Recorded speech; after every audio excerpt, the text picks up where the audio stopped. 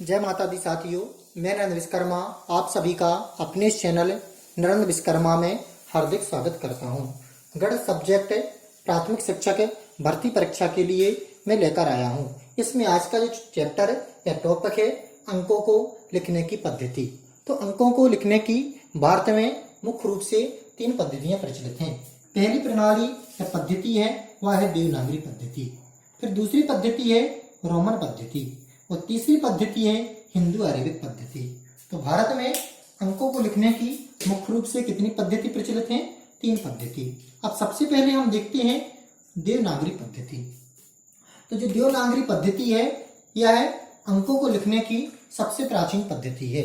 यदि question paper में आता है कि अंकों को लिखने की सबसे प्राचीन पद्धति कौन सी है, तो वह देवनागरी पद्धति है। इसमें मूल प्रतीक 10 होते हैं। मूल प्रतीक कितने होते हैं? 10 होते हैं। वह कौन कौन से हैं? वह निम्न होते हैं।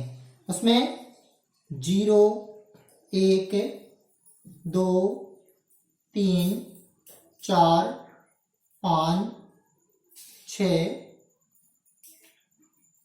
7, 8 और 9। तो यह थे देवनागरी पद्धति के मूल प्रतीक। देवनागरी पद्धति में जो इसका आप रूल याद रखें, अर्थात कहें तो नियम। जब हम देवनागरी पद्धति में अंक के बाईं ओर 0 लिखते हैं तो उसका कोई महत्व नहीं होता है, किंतु जब हम देवनागरी पद्धति में अंक के दाईं ओर 0 लिखते हैं तो उसका जो महत्व होता है वह 10 गुना, क्रमशः 100 गुना, 1000 गुना बढ़ता जाता है। तो देवनागरी पद्धति भारत में धीरे धीरे लुप्त ही होती जा रही है। इसलिए मैं आपसे भावी शिक्षकों से निवेदन करूंगा कि आप अपने छात्रों को जिन्हें पढ़ाएं उन्हें देवनागरी पद्धति से जरूर परिचित करवाएं, क्योंकि यदि हम किसी पद्धति को छोड़ेंगे तो आगे चलकर वो क्या हो जाएगी? लुप्त हो जाएगी। अब हम इसके बाद देखते हैं रोमन पद्धति। रोमन पद्धति में अंकों को लिखने के मूल प्रतीक 7 होते हैं। मूल प्रतीक कितने होते हैं? 7। और हिंदू अरेबिक पद्धति में मूल प्रतीक कितने होते हैं? 10। ये आपको याद रखना है। पेपर में क्वेश्चन निकल कर आ सकता है कि रोमन पद्धति में मूल प्रतीक कितने होते हैं? वह कितने होते हैं? 7 होते हैं। वह कौन कौन से हैं? 1, 5, 10, 50, 100, 500, 1000। अब कुल कितने हैं? 1, 2, 3, 4, 5, 6, 7। तो मूल प्रतीक कुल कितने होते हैं? 7 होते हैं। यह रोमन पद्धति भी अंकों को लिखने की भारत की प्राचीन पद्धति है। अब रोमन पद्धति लिखते समय इसके प्रमुख कुछ नियम होते हैं। पहला नियम है, जब हम बड़ी संख्या के पहले छोटी संख्या को लिखते हैं तो उसे बड़ी संख्या से घटाया जाता है। जैसे हमने लिखा b, यहां पर जो b का मान है, इनके मान बता दें क्रमशः। इसका मान है 1, 5, 10, 50, 100, 500, 1000। तो जब हम बड़े अंक के पहले छोटे अंक को लिखते हैं तो रोमन पद्धति में उस छोटे अंक को बड़े अंक से घटा देते हैं। जैसे हमने लिखा, अब हमने कहा है ये क्या लिखा है रोमन प्रणाली में, तो रोमन में b का मान क्या होता है? 5। i का मान क्या होता है? 1। अब हमें इसे जब मान निकालना है तो हमने बताया था कि यदि छोटे अंक को बड़े अंक के पहले लिखा है, बाईं ओर लिखा है, तो उसे क्या कर देंगे?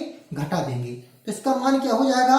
5 - 4, 5 - 1, क्योंकि i बराबर क्या है? 1। तो i भी बराबर क्या होता है? 4। इसका सेकंड नियम है लिखने का,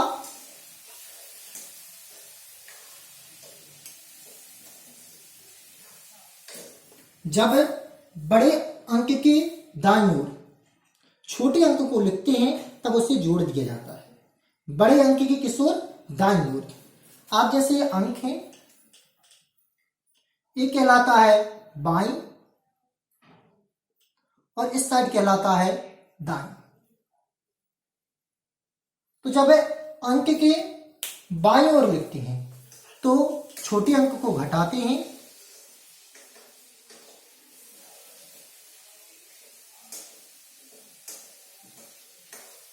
और जब दाईं ओर लिखते हैं तब छोटे अंक को जोड़ते हैं। तो जैसे हमने लिखा भी आई, तो भी का मान कितना होता है? 5। आई का मान कितना होता है? 1। तो टोटल जोड़ेंगे तो कितना हो जाएगा? भी आई बराबर 6। हम कोई भी अंक ले लें, कोई भी, जैसे हम ले लें एल एक्स एल, तो एल का मान कितना होता है? 50। आप देख सकते हैं एक्स का मान कितना होता है? 10। लेकिन इस बाईं ओर कहां लिखा है? पीछे की ओर। तो हम क्या करेंगे? इसे घटाएंगे। लेकिन ये किसका नियम है? जोड़ने का। तो हम यहां पर क्या लिखें? L x. तो क्या कर देंगे यार? दाईं ओर लिखा है तो जोड़ देंगे। तब क्या हो जाएगा? 50 और 10 60। ठीक है ना? अब नियम देखते हैं तीसरा।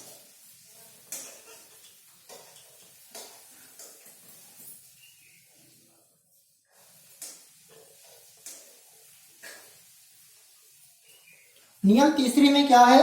जब किसी भी रोमन अंक के ऊपर कोई भी एक रेखा खींच दी जाती है तो उसका अंक, उसका जो मान है वह 1000 गुना बढ़ जाता है। कोई भी हम रोमन अंक लें, उसके ऊपर हम एक रेखा खींच दें तो उसका मान क्या हो जाता है? 1000 गुना बढ़ जाता है। जैसे हमने लिया x, x के ऊपर हमने एक रेखा खींच दी तो इसका मान क्या हो जाएगा? x का मान होता है 10, 1000 गुना बढ़ाएंगे तो क्या हो जाएगा? 10,000। यह थे रोमन अंक या रोमन पद्धति लिखने के कुछ नियम। पहला नियम था जब हम बड़े अंक के पीछे छोटे अंक को लिखते हैं तो उसे घटाया जाता है और जो मान होगा वह आपकी संख्या होगी। हमने एग्जाम्पल तौर पर आपको बताया।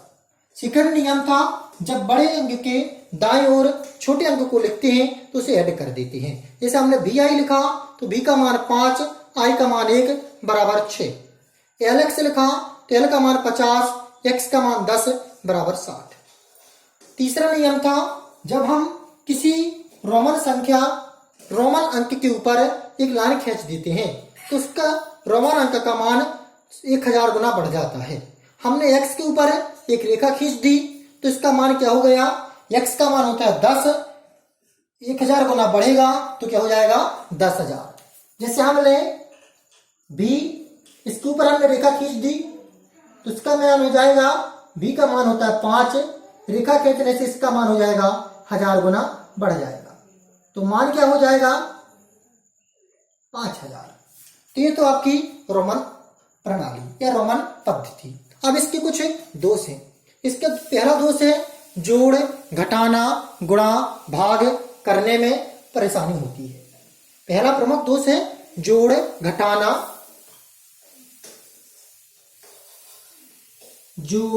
घटाना, गुणा, भाग करने में परेशानी होती है या करने में क्या होती है? कठिनाई होती है। इसका दूसरा दोष है बड़ी संख्या लिखने में परेशानी होती है। बड़ी संख्या लिखने में क्या होती है? परेशानी होती है। तो यह थे कुछ इसके दोष। और इसी प्रकार हम जब इस संख्या प्रणाली में अंकों की पद्धति में ज्यादा से ज्यादा बड़ी संख्या लिखते हैं तो परेशानी आती है। और जो दशमलव संख्या है इनको लिखने में भी परेशानी आती है।